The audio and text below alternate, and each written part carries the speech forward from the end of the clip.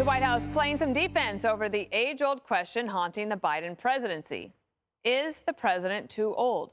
77% of the country thinks so, saying he wouldn't be very effective if reelected. But Karine Jean-Pierre, she is going the extra mile to try to defend her boss.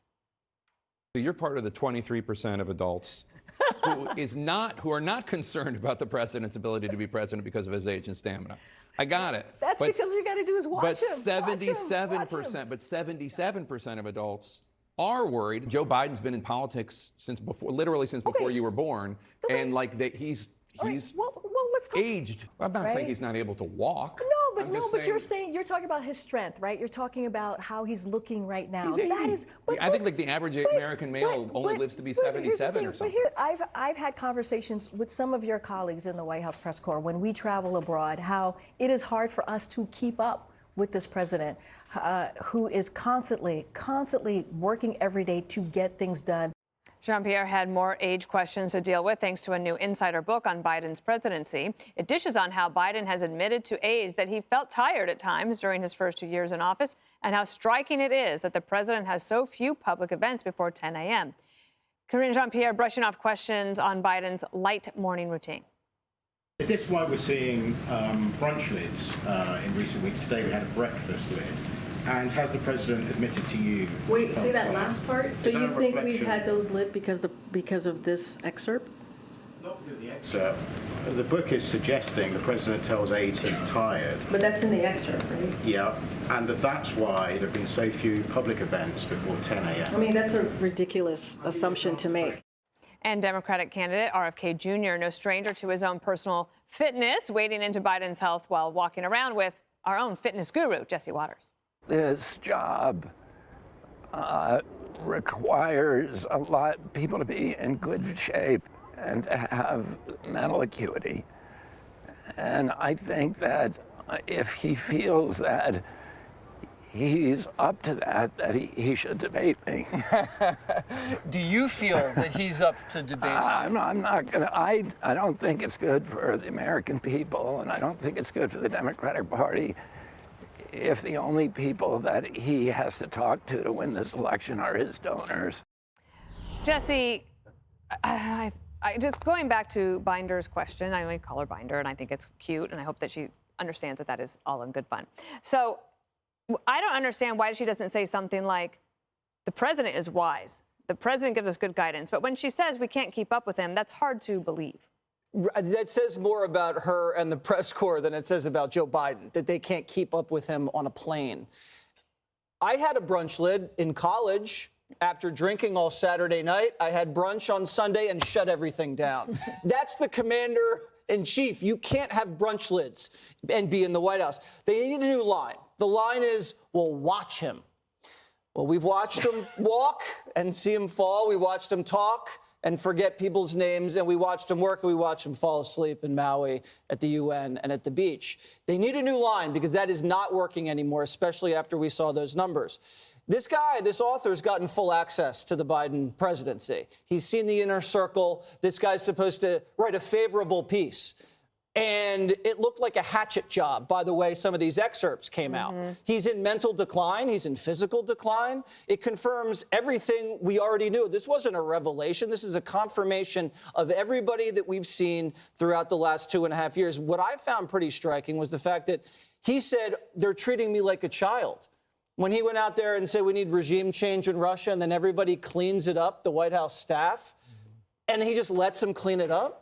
He can't just come out and announce his own policy because it's not his. It's somebody else's. And that makes you think who's running it because he's not running it. Another excerpt came out about Afghanistan. They said this guy was being laughed at by his staff. It was his fault the evacuation went poorly. And then he was proposing things like building a parking lot to pick up people, or then having the planes leave and then having the planes come back and pick up more people. None of this was workable. So this only tells me that I've been right the entire time, and it's not a conspiracy theory that this guy is not in charge and is in steep decline. Piers, do you know Franklin Foer, the writer of this book?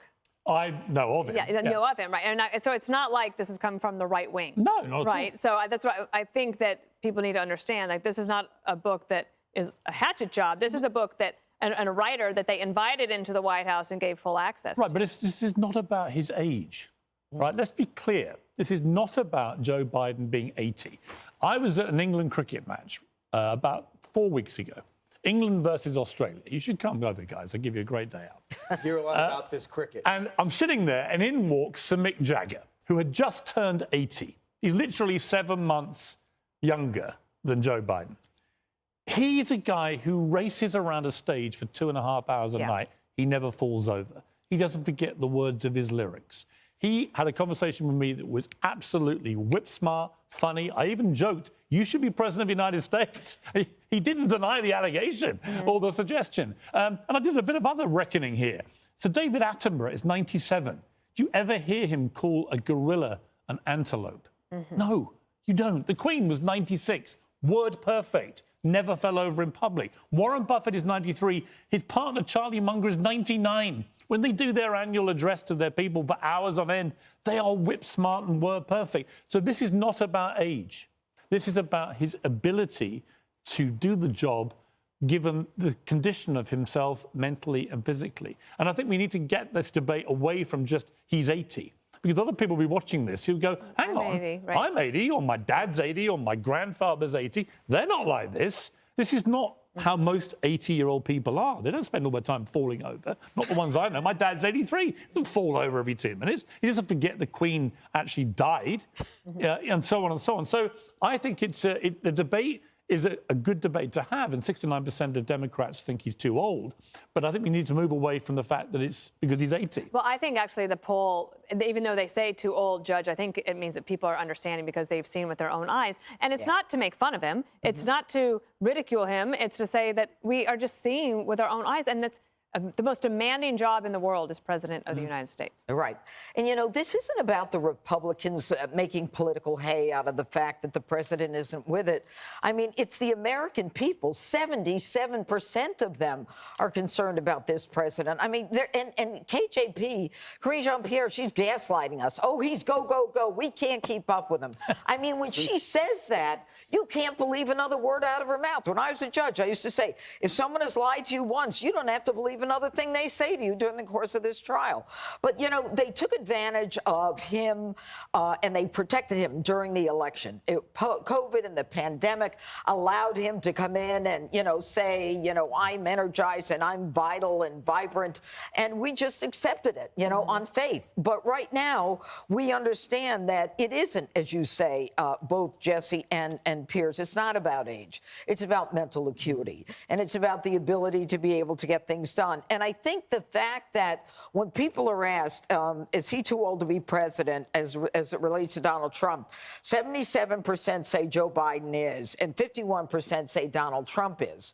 Now, that's a 25% difference, all right? And I believe that 25% difference is due to the fact that people are looking not at the age, but rather at the mental acuity. And finally, you know, this whole idea that he works day and night and all that, apparently in this year, when there was a problem with the banks, Jen Psaki gave Biden kudos for giving a press conference at 9 in the morning. No one could believe it because he usually doesn't show up until 10, and even then he calls the lid on it. And when he goes to international dinners, he doesn't go to the dinners with the other world leaders because he's too tired. So if he sleeps late and he goes to bed early, what's he doing in the meantime? The other thing is, I've never heard of a brunch lid because isn't that quite elitist? Who has brunch on a Wednesday? I don't think they serve it. I don't think cooks know how to do it on a Wednesday. But I have an interesting story. I was at a Yankee game and in comes Paul McCartney. I'm only kidding. I mean, I think. And did he say, who are you? I'm gonna. Yes, he said, "What the hell are you doing in my seat?" I'm gonna do something that Jesse usually does. I'm just listening to you guys talk and then putting this together. About a month ago, they said it's okay to talk about Hunter in the Washington Post. It's okay to Democrats to talk about Hunter. I watched Jake Tapper grill KJP like he's too old, as if he sat down with Sean Hannity. And I'm saying to myself, we get this article from this writer who's not a right-wing conservative, but just starts allowed to report what he sees. Yep. And then you see 36% approval rating in the economy, gas up 61%, homes price 11%, debt up 33%. These numbers are terrible. Nobody's even talking about the programs that he likes. No one talks about the war that he supports. There's nothing going on. I almost feel as all these other Democrats like Westmore, Gavin Newsom, Josh Shapiro, and Pritzker, all fan out, Phil Murphy, Roy Cooper, fan out across the country, allegedly for him, I think they're queuing up his exit. And I was at the White House for something else 2 weeks ago, and I heard from 2 separate reporters they can't believe the decline of this man in the last month. Wow. That he is falling off a cliff. You watch him today? You feel good about what he said the day before? He's losing himself in his own copy that's right before and right in front of him. He told the fire story about getting struck by lightning in the kitchen. Again.